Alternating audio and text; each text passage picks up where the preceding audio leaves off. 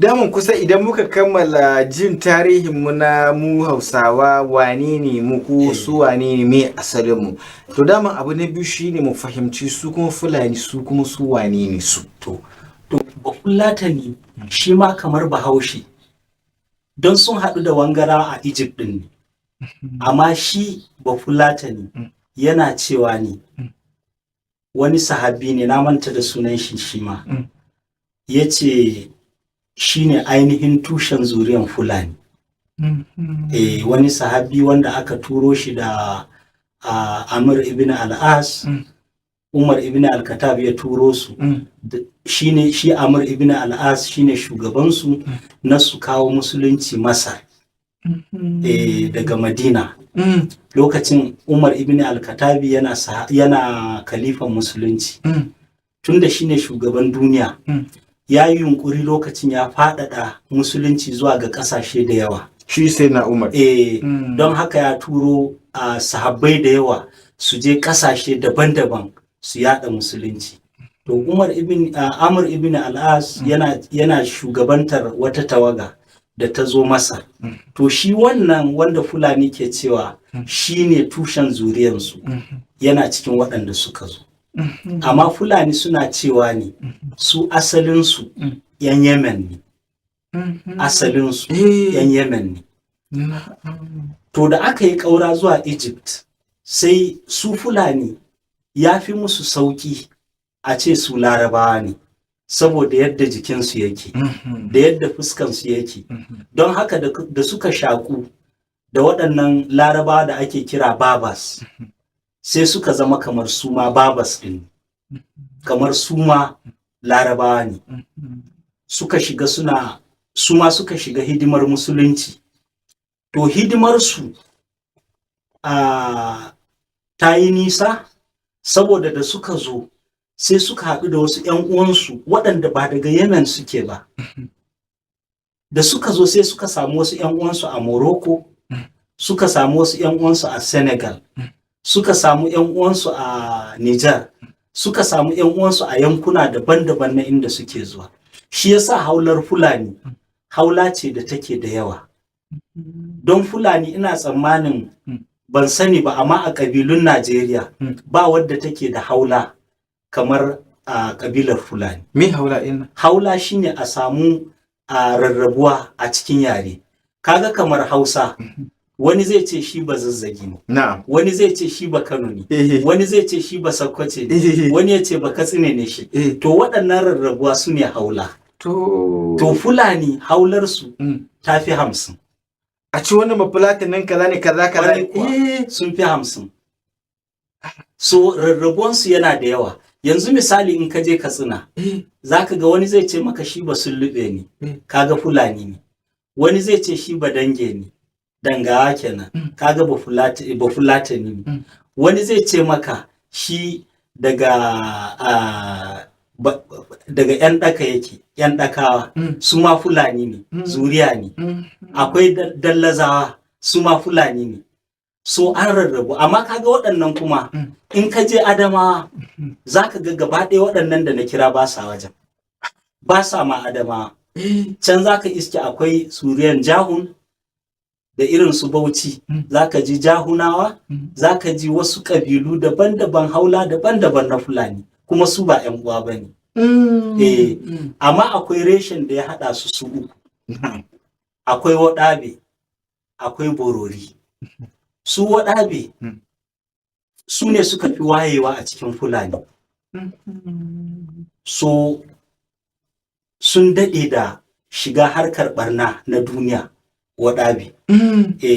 Irin su fashi, irin su fyaɗe, irin su ta'addanci. Waɗabe sun fi shekaru 400 suna waɗannan abubuwa, musamman a yankin Zamfara da Nijar. Duk masu ɓarna a Zamfara wanda da kake jin labarinsu tun lokacin ɗan Fodiyo, Waɗabe kenan. Don su ne ake kira Trans-Saharan Fulani. Sun yi yawo ƙasa da ƙasa, don haka idanunsu ya buɗe. To su Borori sun fi ba da hankali ga kiwo. Duk da suna tafiya ƙasa da ƙasa, amma su ko cikin Fulani ma ba sa yarda su gauraya da wasu Fulani. Sun fi son a ce jinsinsu bai gurɓace ba. Sun fi ko aure ne sun fi son borori a aure borori. So duk yawon da za su yi ba su cika yarda ba su haɗu da wata ƙabila na Fulani ko na Habe.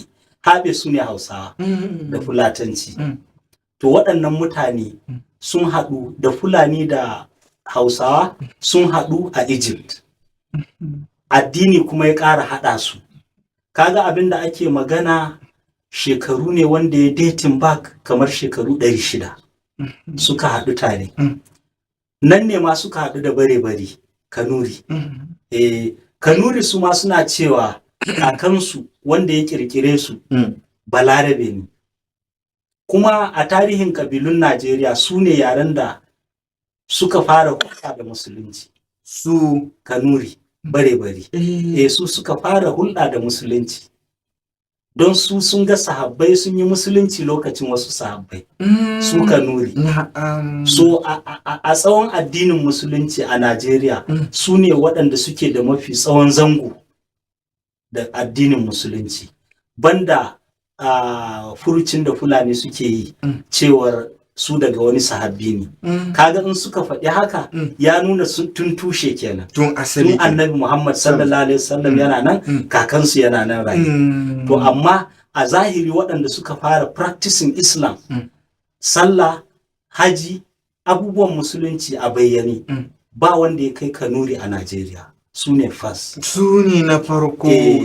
Sai Wangarawa da Fulani. To waɗannan ƙabilu su Wangara mu ne Hausa ke. Hausa. Na'am. To su waɗannan ƙabilu uku tarihinsu na kasancewa tare ya daɗe. Shi yasa yau yana da wuya sosai kaga sun rabu. Kaga ba Fulatani da Bahaushe.